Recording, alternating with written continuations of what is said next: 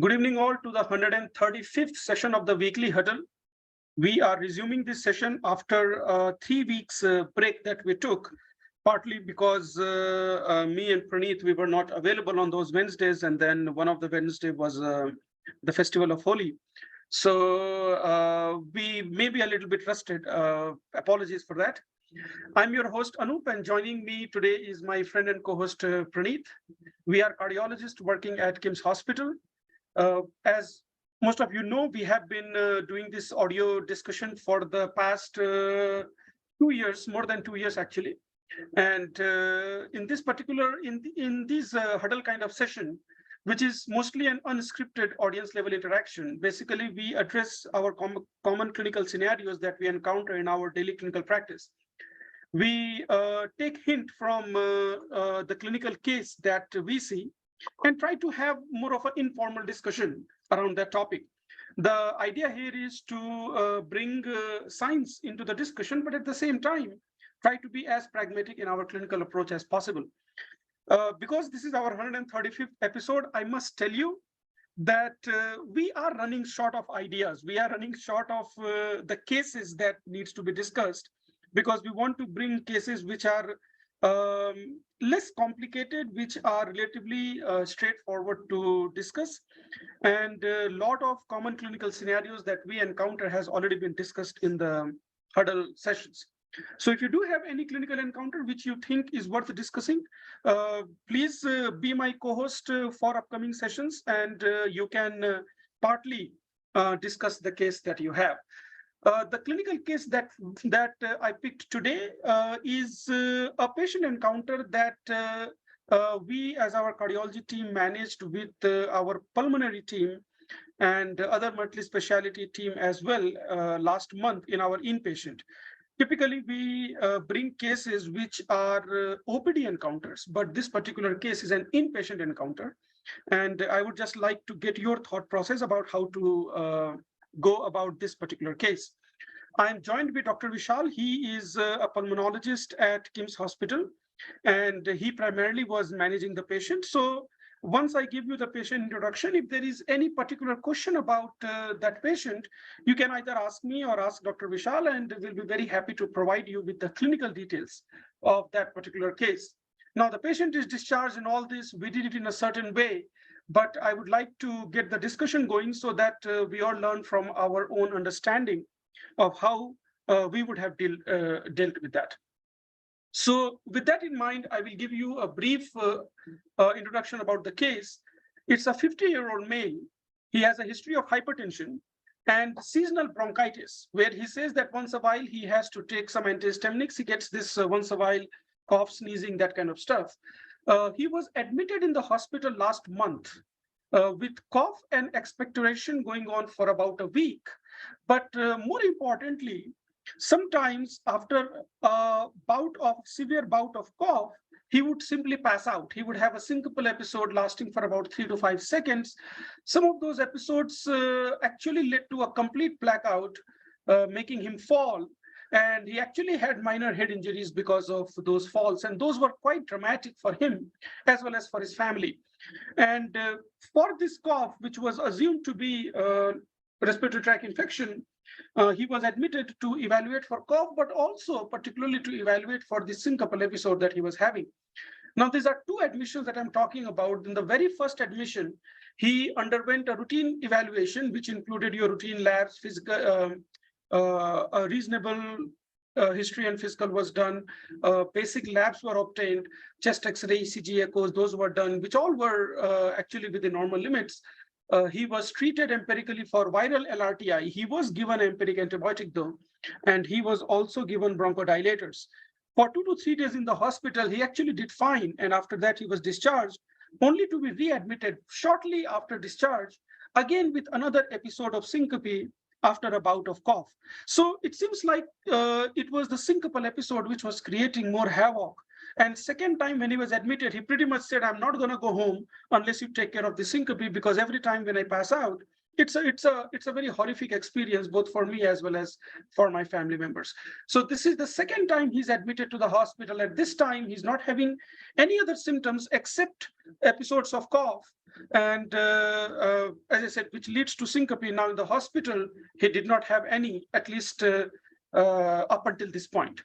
So I thought this was a good clinical case for us to discuss, partly also because cough-induced syncope in adults is something that we don't see that frequently, or maybe I don't see that frequently. One of you can share your thought process about what is your clinical exposure to this particular entity. So the points that I would like to discuss is, are these cough and syncope, are these associated in some way, or these are two different problems that we are trying to deal with? Is one problem triggering the other one, or they both are occurring because of the same index issue?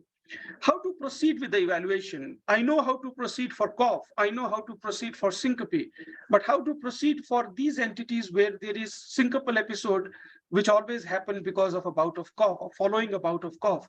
What can we do to empirically treat this syncope? Because the syncopal episode seems to be the driving parameter right now. And what are the long-term implications of these symptoms? Can this patient go back to his routine life? Can he resume his work? Can he drive? Can we take a chance where this patient is behind the wheels and he has a cough and has a syncopal episode?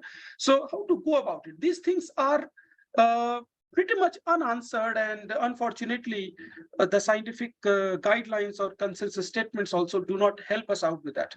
So, so with this kind of background, I'm going to get started with, and I will ask Praneeth for his comment first of all about if he were to be consulted for this particular patient, how would you approach understanding that a basic ECG and echocardiogram which has been done and which are normal. So Praneeth, second admission, you are seeing the patient. Tell us, how would you proceed with this? Yeah, no. So firstly, as you rightly said, the diagnosis is kind of obvious, or the first thought process is the cough syncope or cough-induced syncope. Now, unless proven otherwise, it's pretty straightforward. But still, any syncope, before we get biased, I would definitely see whether there is any other reason for this patient having loss of consciousness. Now, when we talk about loss of consciousness or a transient loss of consciousness, the most common issues is either a transient seizure or a transient ischemic attack. And as you rightly said, is about the syncope, possibly as a spectrum of vasovagal syncope. Now, I would suggest neurology evaluation once for evaluation of seizures, which could be some form of partial or spontaneously terminated seizure. So I would ask for a neurology consultation, asking them for an evaluation of seizure and probably a transient ischemic attack. You mentioned about an adult male. I would like to know about his risk factors, particularly in relation to atherosclerotic cardiovascular diseases, and also in terms of risk factors like hypertension, diabetes, and how well they are controlled.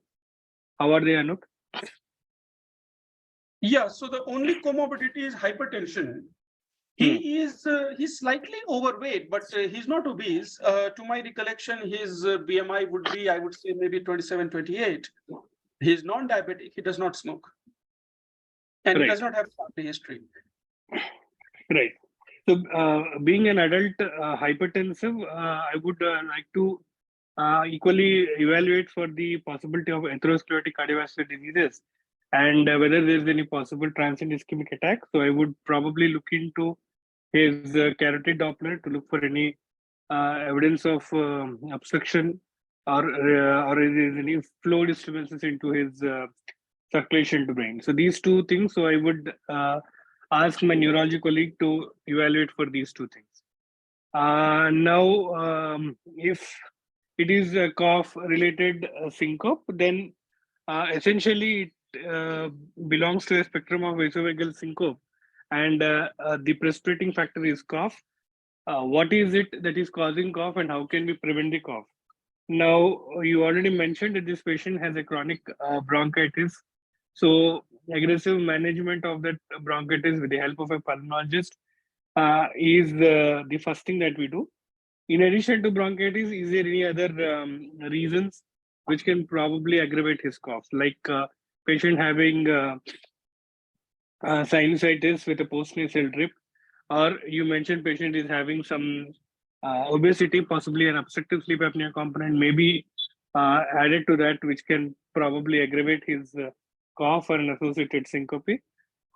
So these are the things which are I would see.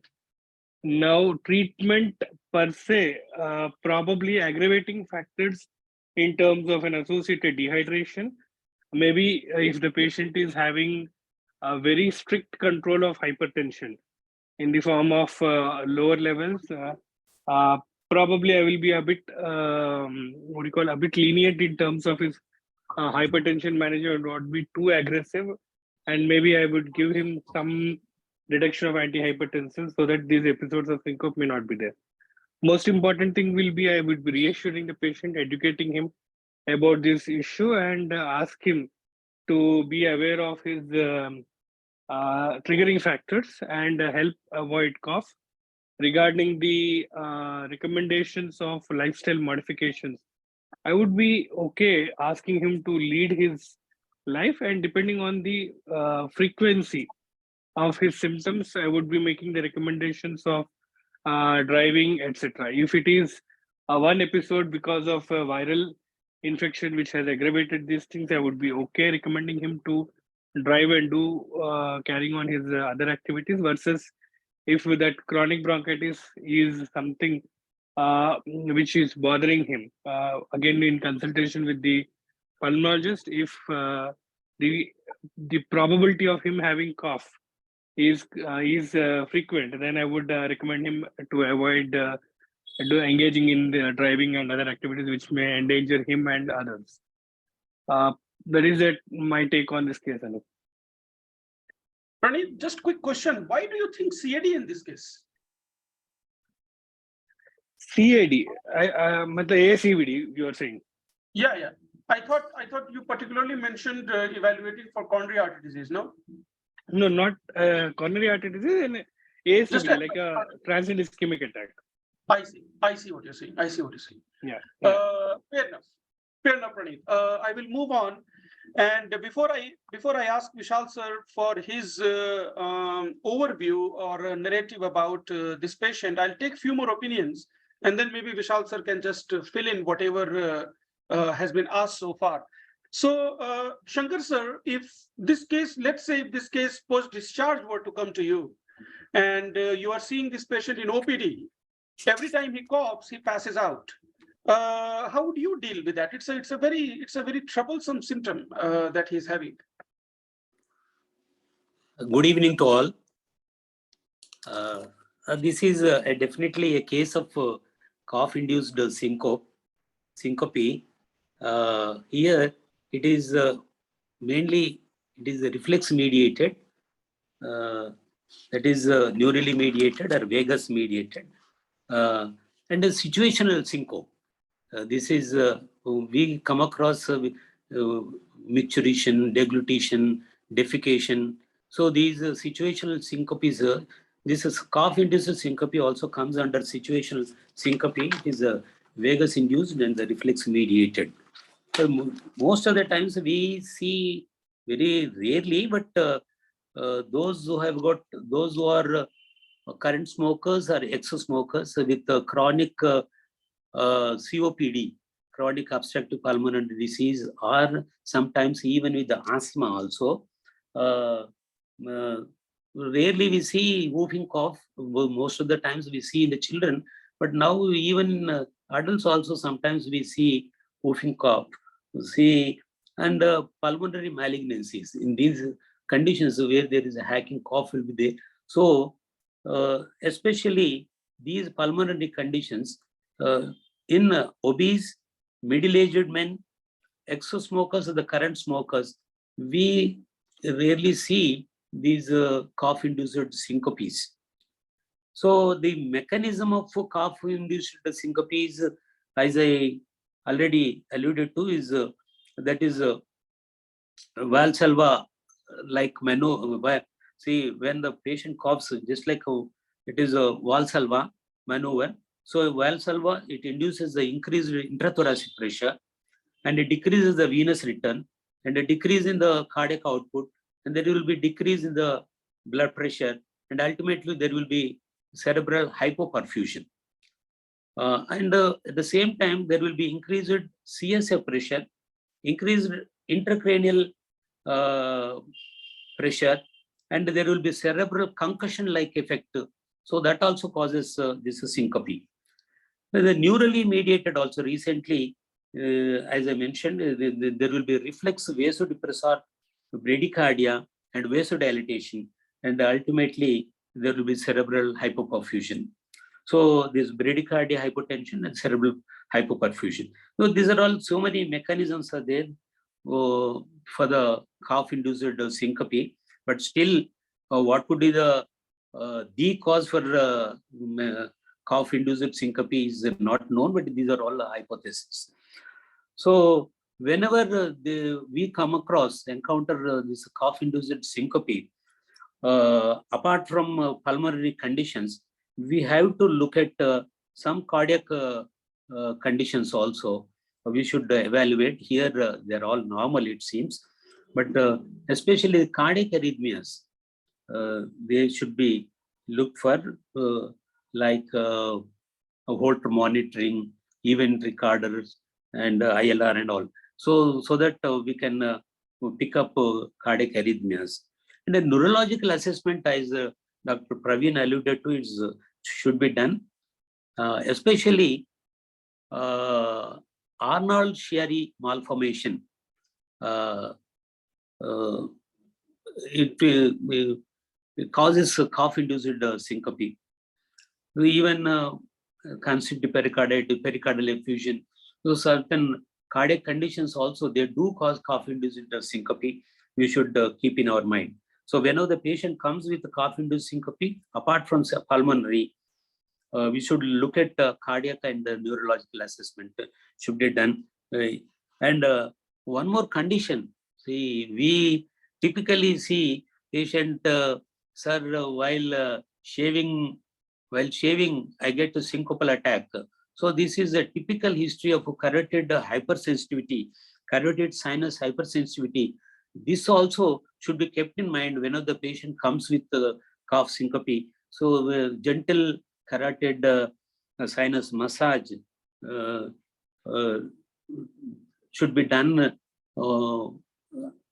strictly. Very well experienced physician or cardiologist should do one at a time, and to document is there any syncopal attack while massage. So these things should be kept in mind.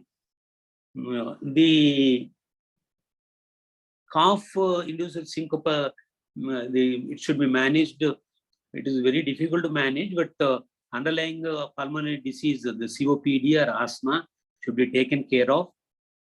And antitussives like codeine, dextromethorphan, and levodopa, these antitussives to suppress the cough should be given. And one more thing is while coughing, we should ask the patient to exhale. Exhalation while coughing, so that the syncope can be avoided. And smoking has to be curtailed. And recently, I don't have any experience, but this low-dose gabapentin, it works in the difficult to treat cases of cough-induced syncope. So these are my points regarding the cough-induced syncope. I will be happy if I am enlightened more with the pulmonologist. Thank you, one and all. Thank you so much, sir. And so far I have gathered Few things, neurological evaluation, I think that seems quite obvious. I think TIA again to cause fainting is less likely. Seizures definitely can cause, but regardless, a neuro evaluation is warranted. Pulmonology evaluation is warranted, but then the primary treating physician is a pulmonologist himself, so that we can always discuss with him. Hypertensive drugs, I don't remember what all medications he was on. Maybe Vishal sir can help me with that. To my recollection, I think he might be taking only calcium blocker. That's about it. And the point well taken about smoking and COPD leading to intrathoracic pressure, and that can cause transient hypotension and syncope. That point is, I think, well established, and that could be one of the driving force why these guys they get syncope. So, Yes. Vishal sir, I think you got enough Sure. pointers Yes, sir. based upon what Praneeth said, based upon what Shankar sir said. Now, True. I will tell the cardiac part so that after that you can take over and walk us through what all had been done. Sure. So this guy, his ECG and echo was stone cold normal. The things that I was looking at was any baseline conduction abnormality in the ECG, which could predispose him for bradyarrhythmias, or any baseline abnormality which could predispose him for tachyarrhythmia. So you have long QT or Brugada or those kind of things which can be precipitated with these coughs and hyperventilation and whatnot, and they can definitely cause tachyarrhythmic syncope, or you can have bradyarrhythmic syncope like what Shankar sir mentioned, a vasodepressive episode, which is part of a neural mediated syncope. So if you have a vasodepressive episode, and the reason why it's important to differentiate is because a tachy-mediated syncope you will treat with beta blockers, versus a brady-mediated syncope you will treat with some stimulants or maybe pacemaker or whatnot. But I could not find anything in the baseline ECG, definitely. Echocardiogram, HCM or hypertrophic cardiomyopathy is notorious to cause these kind of syndromes, but he didn't have anything. In fact, he didn't have any left ventricular hypertrophy at all. The idea of doing Holter monitoring is well taken, and that was done, and we can discuss about that as well. One thing that nobody mentioned is tilt table testing, whether there is a role of doing tilt table testing in this. Now, the school of thought that cardiologists follow, I do not think that tilt table adds any extra diagnostic value than what we know historically. But we can definitely discuss whether tilt table would have helped here or not. In this particular patient, at this index time, as we are talking, we had not done a tilt table test, but that is something we can discuss also. So that is from the cardiac standpoint. Vishal sir, please fill in whatever we have discussed and the narration after that. All yours. Sure. Thank you, sir. Am I audible? Yes, you are audible, sir. Yeah. So basically, for the first admission, first I received this patient in the OPD. When I first saw him, he was a middle-aged, obese, definitely a moderate BMI with an increased neck circumference. And the main complaint he was telling is he has a bouts of cough. Like once he coughs, it was like there is no gap, like he's not inspiring in between. So that's the amount of cough he has. And after a period of 1-2 seconds of ending the cough, he faints out. So the fainting episode was lasting for hardly 3 to 4 seconds, but the patient definitely doesn't remember anything after he wakes up. So the first thing when he said he was an hypertensive, so as a pulmonologist, I would definitely ruled out that he's not on any AC inhibitors. So this patient was taking a calcium channel blocker, that is cilnidipine, for the last few years, and he was well tolerating that. And this time, in the history, he was definitely telling every year he has a seasonal episodes of bronchitis, and multiple times he was prescribed montelukast with inhalers or nebulizations, and he always got better. But this syncope did never happen in the any time during the seasonal bronchitis. So I questioned myself, then why only now? all these years he has the cough. So I was curious what changed in his body in the last few years, why which is predisposing him for syncope. So just like any other syncope, now he needs any evaluation for that. So we have admitted him. And in the first admission, it was very easy for me to treat him because he was actively wheezing in the OPD. I just started nebulizations and only a stat dose of hydrocortisone. And I ruled out any LRTI by his chest X-ray and the routine labs. I checked these allergy levels. It was IgE was normal. And by the time I went, and we didn't give much of antitussive medications also. We only gave in fact mucolytic medications, because after the first dose of nebulization the patient was feeling better, his cough was less. So the next day morning when I went, his son-in-law is a physician, he flew down from Pune, and then we discussed, and it almost felt like he's fit for discharge.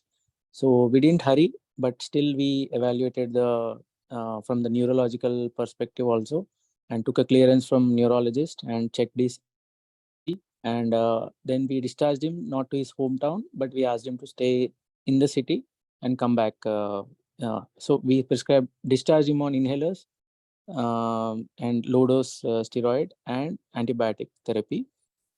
But unfortunately, 2 days later, again, he landed up in emergency with the same kind of episode. So this time we counseled him for even much more detailed evaluation. We admitted him because cough syncopes usually are sometimes only temporary and they don't continue. And later also the chronic bronchitis, smokers, once you remove the uh, factor which is increasing the cough severity, they usually get better. So this was a surprise to me because despite on inhalers, despite on all this, he came back to the ER. So we admitted him again. So this time I requested Dr. Anoop to evaluate him in detail, and neurologist already we have done a MRI from the emergency only, and it was normal. Video EEG was done, that was normal, and we have done ECG, echo, and cardiac evaluation was normal. So here then I was probing him more and more. This time we could found that there could be a sinusitis with postnasal drip as one of the risk factor, which is worsening his cough, which we didn't address while he was being discharged. We thought only steam and Montelukast with antihistaminic would take care, but really that did not help. So we got a CTPNS done. We involved the ENT surgeon also. So we found a polyp in the nose, and he was already a patient of gastroesophageal reflux disease, which we were covering that during the first admission also. But in fact, this time we wanted his upper GI endoscopy to be done, and that also showed H. pylori gastritis. So here we have two factors like sinusitis aggravated and GERD, which may not have been there in the last few years when he was having only episodes of seasonal bronchitis. So this time it was difficult for the cough to subside, and the bouts of cough, like continuously coughing, definitely increases the intrathoracic pressure, and your perfusion, because of the pressure, your perfusion may go down, and you may have syncope. And the first admission only, we got a carotid Doppler done, which was showing luminal narrowing, but not to the level that it is critical enough to reduce his perfusion with one bout of cough. So after that, we got a Holter done from the cardiology team, and fortunately, Dr. Anoop could notice episode of cough during the Holter, and that time he was very sure that he didn't have any bradycardia during that episode, or else or a tachyarrhythmia, or we wanted to change the beta blocker, but he settled down. And as one of our panelists already mentioned, we this time we wanted to suppress the cough centrally also. We gave him low dose gabapentin and and the Lipitus, that is levotropropazine, and we started him on nasal spray. And fortunately, the patient was very understanding. He got a polypectomy done, and a nasal sinus clearance in the same admission, which really helped him. Just starting a nasal spray during the admission, the next day itself, the patient felt that his cough is slightly less. So now the patient, in between, the frequency of the syncopes came down, because the paroxysms of cough, the severity of cough has come down. Then the patient was almost fit for discharge. So the only thing which I missed not doing was a bronchoscopy in this patient, because this patient could be having a lot of mucus plugs or any other intrabronchial thing which could be causing a persistent wheezing. We did a HRCT, which was normal. We did a PFT, which was normal. It was more like a cough variant asthma or a ARIA, like allergic rhinitis and its impact on asthma with rhinosinusitis. So we counseled that the last only test which was pending was bronchoscopy and sleep study, because the patient really had risk factors for the stop bank score was high enough that we had, because OSA triggers this bronchitis episodes because of mouth breathing, also because of pooling of secretions, dryness of throat, and microaspirations are very common if the patient has a long apneic episodes, which by the time they come out of the apneic episodes, you almost often see the patients having a bout of cough. So most of the severe sleep apnea patients tell that they are coughing in the midnight, but it's actually coming out of the apnea. So the pool, and then already patient is having postnasal drip, and he's pulling and then coughing. Apneic episodes are ending. So I was definitely sure that this patient needs a sleep study, and I was correct that he had a AHI of mild severity. But being a hypertensive, I insisted him on using a CPAP. Probably he started it because the family is also having doctors. So later on, his episodes have come down. So this is the patient story. So anything extra, if you want to know from me, I would be very happy to. So Vishal sir, I will continue the discussion with you, and I would request my attendees, if you have anything to add or any question, please feel free to put it either in the chat box, or you can raise your hand, and I'll give you a chance to speak. So Vishal sir, so many times where we don't know the precise cause of what is triggering. So Yes. we end up we end up doing a lot of things, and in this particular patient, therapeutically, both diagnostically as well as therapeutically, we did a lot of things. Which Yes. of them actually added the real value, I don't know, but definitely there was a lot of additive benefits, no doubts about it. Yeah. The Holter part that you mentioned, so just to complete the entire story of the theory behind it. So whenever somebody is passing out, if we are talking about a cardiovascular cause, not the neurological cause, so seizure is one reason why somebody would pass out. Stroke by itself should not cause a patient to pass out. There will be focal deficit, but eventually it may lead to altered sensorium. But it typically starts with a focal episode. But cardiovascular cause, either you will have a tachyarrhythmia, or you will have a bradyarrhythmia, or you will have a normal rhythm but a vasodepressor episode, which is you will have a transient hypotension. So what we are talking about in this particular patient who passes out for a particular situation, in this case cough, we have to define rhythm and we have to define blood pressure. Now the problem is these syncopal episodes where the episode itself lasts for 3 to 5 seconds, maybe going up to 10 seconds. It is almost impossible to check a non-invasive blood pressure at that time, because when they pass out, by the time you bring a blood pressure cuff and all that, the body's auto-regulation has already kicked in and the blood pressure most likely recovers. The question here for us was, can we identify rhythm abnormalities? And I remember when I saw this patient, he was in the hospital for about 3.5 days, and he didn't have any episode in the hospital. We did put him on a Holter for 24 hours. As most of you know, hospital Holters only go for 24 hours. These are analog pulsable Holters. It's just a matter of chance that in those 24 hours where he was being monitored, he did have a classic episode of syncope that he was having at home, where in the evening he had a cough followed by a syncope. Thankfully, he was standing very next to the bed, so he fell down on the bed. Within a few seconds, he woke up and it was all fine. That gave me an opportunity to analyze that Holter. And in that Holter, there was no tachyarrhythmias, there were no bradyarrhythmias. So I knew for sure that rhythm disturbance is not the problem. And that is the reason why I also started believing even strongly that tiltable is not going to help me further. As a baseline, I don't order that test that frequently because I don't think it has additive clinical advantage. And on the top of it, I excluded arrhythmia as the cause of syncope. Now, from the cardiovascular standpoint, if arrhythmia is not the cause, both brady and tachy, then the only reason why the patient is passing out is vasodepressive episode. The only reason is he has transient episode of hypotension, most likely because of increased intrathoracic pressure, aka decreased cardiac output. That is most likely what is the cause. And once the pressure resolves, the cardiac output improves, blood pressure comes up, and these patients, they feel better. So now we just have to do the so-called trigger management, which is cough management. And in this particular patient, bronchodilators, cough suppressants, nasal polyp surgery for sinusitis, endoscopy because GERD can be precipitating. So all of that had been done, and of course sleep study and sleep apnea.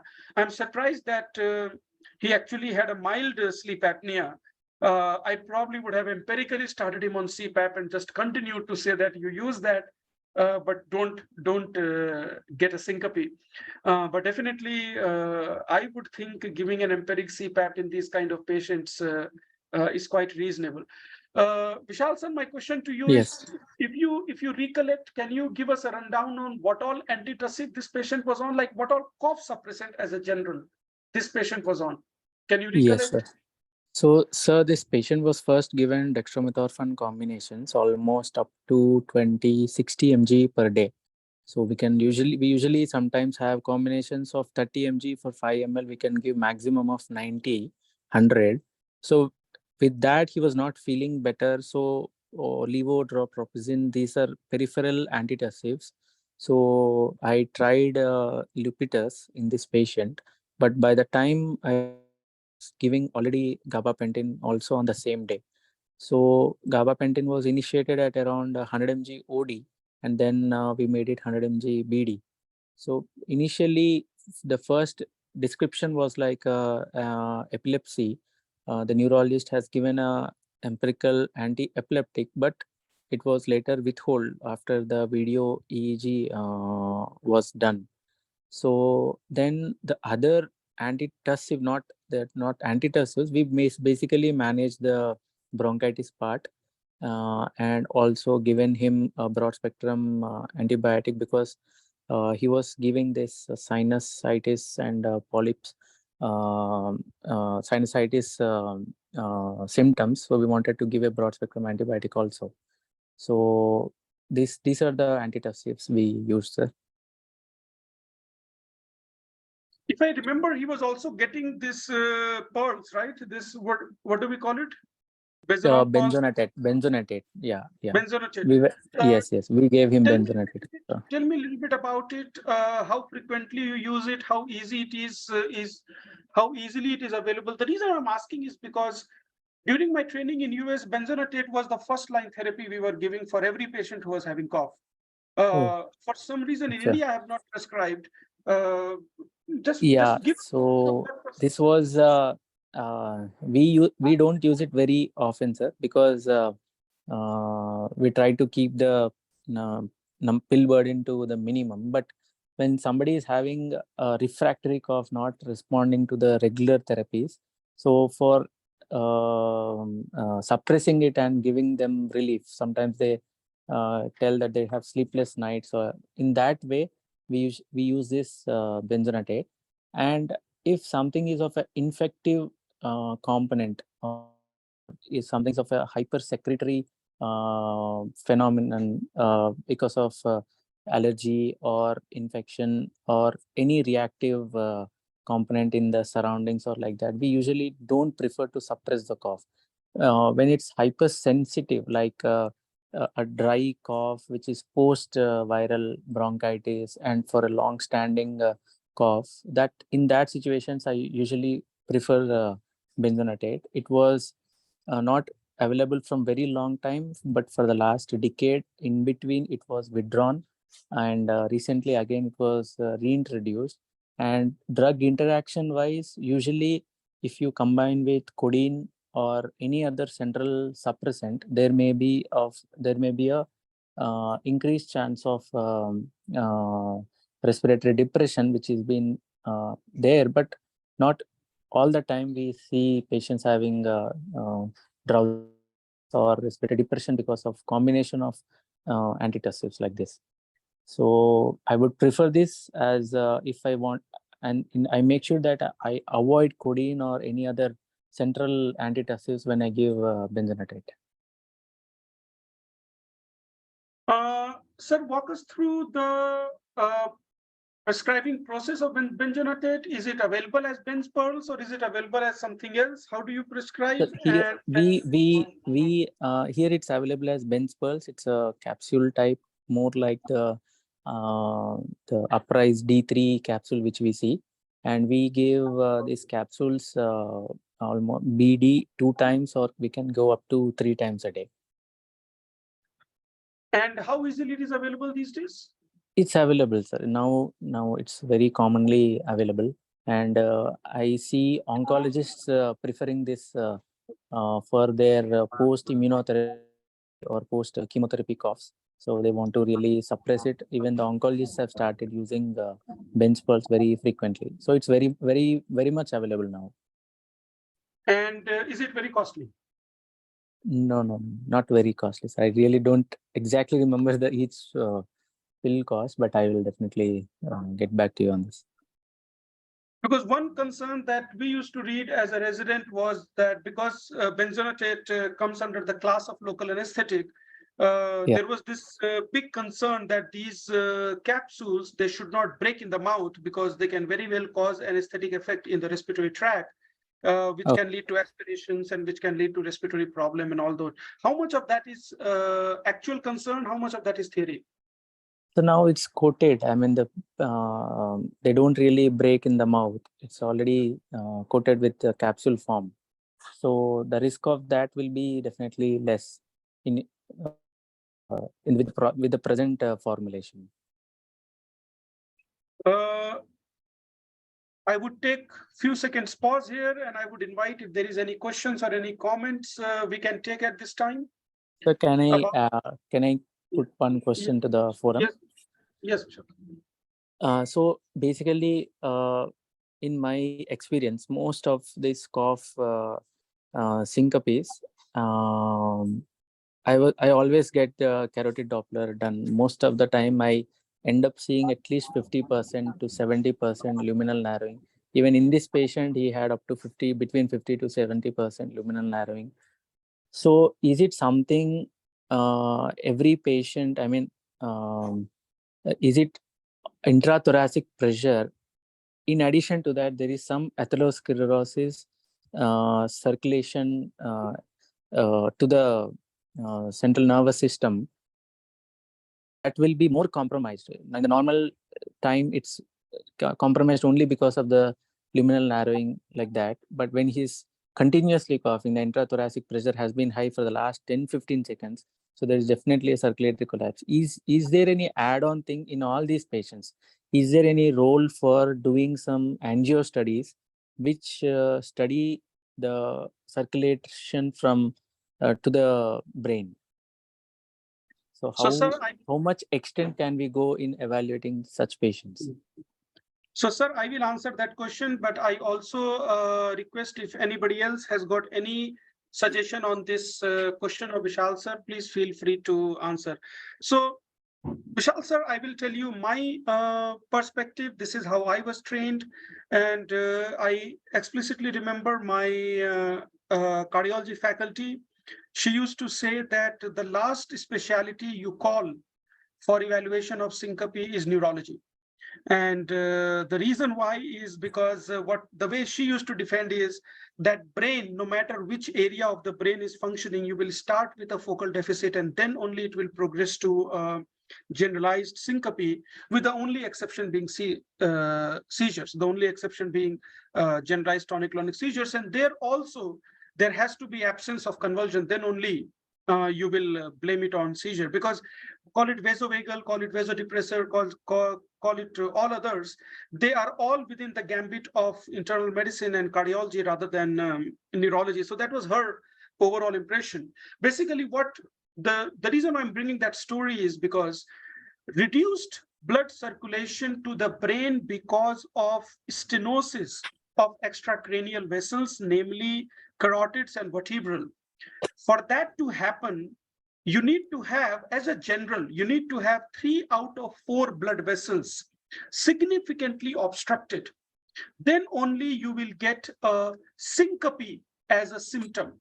So just to give you a sense, a lot of us, we will have a complete circle of Willis, which means we have a good collateral system in our brain. And what that means is, if one of the 4 arteries are completely occluded, 100%, absolutely zero flow, our brain will still be functioning without any problem. And in fact, if 2 of the 4 blood vessels are blocked with a well-functioning circle of Willis, there is a very good chance our brain may not even perceive any kind of syncopal episodes and whatnot. And when we have focal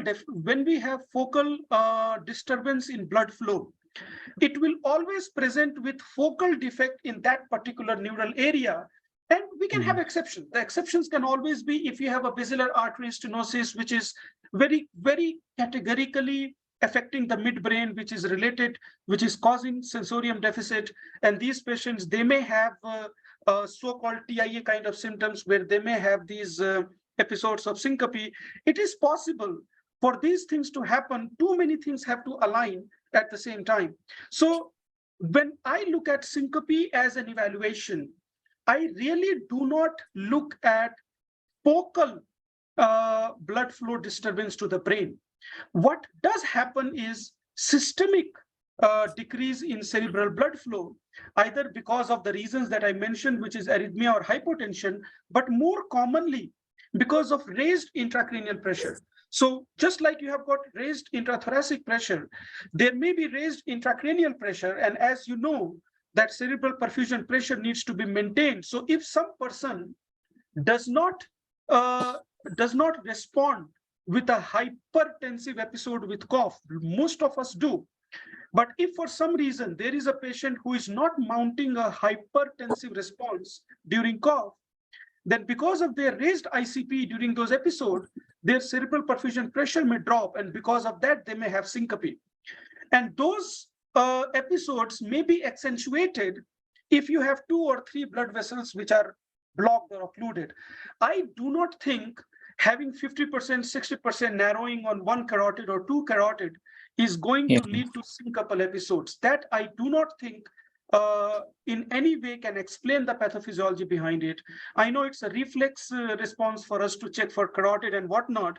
I would advocate that we don't even need a carotid ultrasound, let alone going for more invasive investigation like CT or invasive angiogram or whatnot, if we are reasonably certain that there was no focal deficit which precipitated this syncope. A long answer, but I hope I'm able to make my point that carotid ultrasound is the last test I order for syncope evaluation. Yeah, thank you. Really good input. Sir, question, if we don't have any other question, Vishal sir, I will take maybe 2-3 more minutes of yours, not more than that. Can you just give us a quick rundown on antitussives which we are using? I know we are in a habit of simply just prescribing whatever syrup we get, but if you could just very quickly in 2-3 minutes give us a rundown, and before you do that, also tell us how easy is codeine available to us? Can we write codeine? Yes. So, hello. Yes, sir. Please go ahead. Yes, sir. So codeine is for a very long, for a few years, it's been banned, and for the last 1.5 year, if I remember, it's been reintroduced. The brand name is Tossex, TOSSEX, and it is a combination of codeine with tripolidine. So we it's readily available, but definitely not in all the pharmacies. So it depends on how frequent even the pharmacist would keep it, how frequently. So it would be more available where pulmonologist practices, like more in the corporate hospitals. So many a times on online consultations, when I was writing, then the patient calls back that they don't get this syrup, and that they have definitely a prescription. Of course, now online we give prescriptions, but if you just tell a WhatsApp message and all, the pharmacist would really not encourage to give it. And the other, I mean, antitussives which are available are dextromethorphan. Dextromethorphan is available in both oral form and the syrup forms, and it's available in plain, where there are some brands like Ascoril D12, 30 mg for 5 ml. If you want to give a higher dose of dextromethorphan, then that would be a better.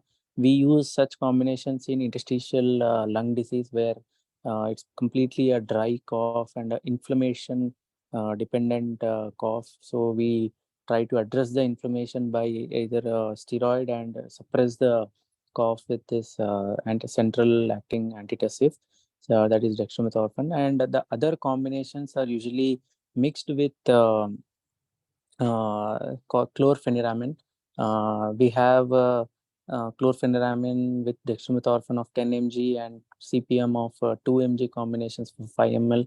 You can use that for TID doses if you don't, I mean, for lesser patient, but we can go up to CPM of 4 mg with dextromethorphan of 30 mg as a BD dose to reduce the frequency and still achieve the same antitussive.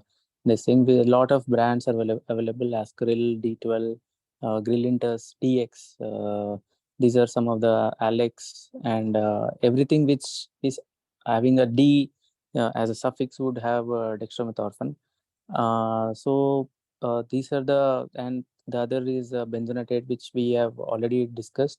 And oral lozenges of dextromethorphan TUSQ is also available, where they can carry offices or somewhere where they can carry it in the pocket, and most of them use it just before any session they start to have a symptomatic relief.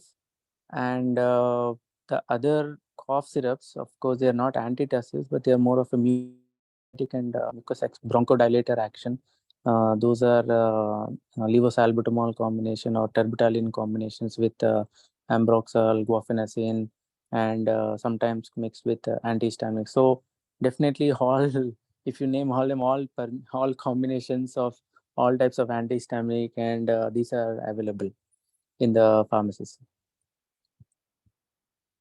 Thank you so much, sir. That indeed was exactly what my question was, just so that we have a very basic idea about what we are prescribing and not. Yeah. One quick question, and then I will start winding up the session. Can patients overdose on these lozenges like TUSQ or Copsils or whatnot, because they are very readily available? If a patient takes, let's say, 10, 20 of them in a day, can they Yeah. overdose? Yes, they can overdose, but strictly they have to uh, be counseled, that they need to limit the use. So I definitely write as in the brackets that if not tolerating, or I can explain them, but definitely I'll make sure that they don't just keep on, if the cough is not subsiding, to increase. If we use higher dextromethorphan combinations, definitely we encourage them not. I counsel them, but the lower dextromethorphan combinations of 10 mg for 5 ml, 3 times or 4 times would add up to only 40 mg. And I would be more, I can give such syrups with 10 ml 4 times a day, or 5 ml 4 times a day. I can increase it. But syrups like with codeine, it's definitely not advisable, and better to mention as a note on our prescriptions, not to overdose if the cough is not responding. So Thank you so much, Vishal sir. I will ask Somaraju sir for his opinion about today's discussion, the case, and anything that we missed. Somaraju sir. Dr. Anoop and Praneeth and all of you. Thank you again for meeting after some time. Because of lack of time, I will make it brief. To me, it's a straightforward, simple patient of obstructive sleep apnea, chronic cough, and the drug of choice is pregabalin long-acting and weight reduction. And codeine should not even be thought about in trying to suppress cough in such patients. The sleep evaluation laboratories have some problems, particularly if done at home. And this patient, the nasal problem he has, the sinusitis he has, all those things go out of the way to show it is all obstructive sleep apnea. Obstructive sleep apnea is the cause of chronic cough.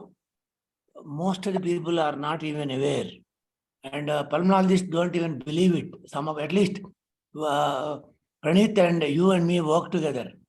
If you remember when we discussed with pulmonologists at CARE, they didn't believe that chronic cough could be due to obstructive sleep apnea. To me, it is a straightforward, simple problem of, say, obstructive sleep apnea and the weight reduction and taking care of sleep apnea and weight reduction will be the choice. Thank you. And also, and when you are dealing with elderly people, things will be different. Additional problem will add up. We exactly want to know the blood pressure. I just want to know who recorded the blood pressure in this patient. Outpatient and inpatient. Samaraju sir, one question that I have, this was there in my mind for a long time for sleep apnea. There are occasional encounters where we have patient where we can bet that this substrate is fitting sleep apnea, is fitting into sleep apnea, but then when you do sleep study, their AHI comes as 6 or 7 or 8. Is it error in? I'll interrupt here. The sleep laboratory, sleep study done at home underestimates and misses out a lot of diagnosis. You should keep that in mind. The clinical components and the sequence of events and the total situation should be taken into consideration, and a trial should be given. Don't believe on sleep test done at home. They are unreliable. So, sir, if I hear you correctly, because not all of the patients, they have access to institutional sleep study. If our clinical judgment suggests that this patient has sleep apnea, even if the sleep study is not that positive, you still justify giving a CPAP trial, right? Yeah, we did repeat more than once repeatedly. Maybe say Praneeth may remind you, and we chronic cough, significant number of patients we could treat by a trial of CPAP, and also in some of the patients, the dry mouth and that irritative cough that happens with the dryness of mouth and significantly responds to pregabalin. Long-acting is available now, and that's the way I look at all this. To me, sorry to be making it look like simple. It is obstructive sleep apnea, intercurrent illness of some kind, respiratory illness, and then the chronic cough and recurrent syncope, and make sure that blood pressures are properly recorded. Blood pressure recorded in the hospitals, in the outpatient and inpatient, recorded by untrained nurse are often unreliable. Make sure that blood pressures are properly recorded, including the diastolic pressure. And in elderly people, take care of other factors also, including other associated disorders which may aggravate the cause for syncope. Thank you. Vishal, sir, you have anything to add? Yeah, just answering your question, sir. Suppose if you do a same study on 4 consecutive days for the same patient, you will have a different AHI based on the percentage of NREM and REM sleep he has. REM would have higher AHI. So on a day when his REM sleep is high, the number of hours in REM sleep is high, the same patient of mild sleep apnea would be putting him on moderate level. So sometimes I order a patient who has likely OSA, but I end up having very count or even normal count. So I recommend sometimes if they're not convinced enough to CPAP, I for a repeat sleep study. And as sir mentioned, that is a real problem.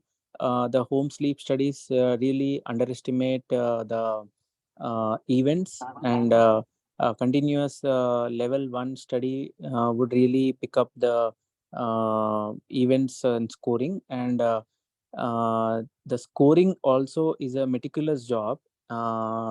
It has to be done. There is a certification, and so we don't know who really scores the studies. So we need to have confidence in our technicians who are scoring, or there are doctors who really don't give it to the technician. They themselves score because they really don't want to miss any event which has happened.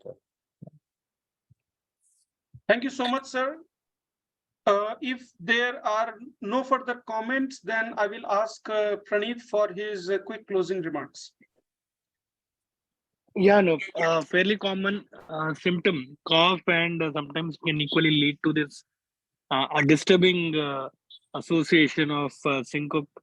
And as you mentioned, the family was disturbing. Syncope per se needs evaluation starting from a neurologist, and in this case, the focus is on cough. The highlight of the discussion was about enumerating the various ways patient can have cough, and the obstructive sleep apnea, which is probably something which is missed. Sumraju sir highlighting about its importance, and Vishal sir's elaborate discussion on the antidepressants is the highlight of today's discussion. I think that was a good thing, and once we know what are the drugs that we have and how to play around with them, I think our patients can be better managed about this cough and prevent the complications with this chronic cough as well. Thank you, Anoop. Thank you, Praneeth. Thank you, Vishal sir, and thank you all of you who have attended today's session and contributed. Your time and attention is highly appreciated. This was our 135th episode, and we will meet you again next Wednesday with another session. And as I started with, that if you do have a clinical encounter which you think is something which can be discussed in a much more simpler way, and which has a broader implication in the clinical realm, please feel free to get in touch with us, and we will be very happily putting those in our future sessions, because as I said that we are running short of ideas now. So thank you all, good night, and we will see you next Wednesday at 8 o'clock.